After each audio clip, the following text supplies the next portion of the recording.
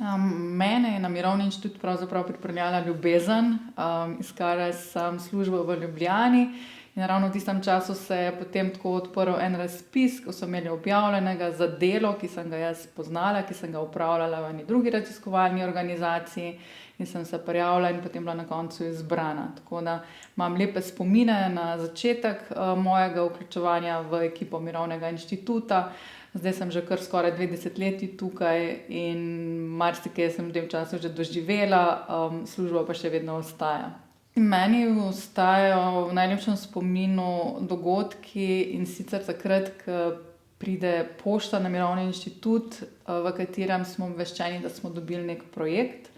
In sicer takrat potem, ko obvestiš dotično ekipo, ki je pripravljala to projektno idejo, je res eno tako veselje, zadnja leta vedno bolj, ker je vedno težje dobiti projekte.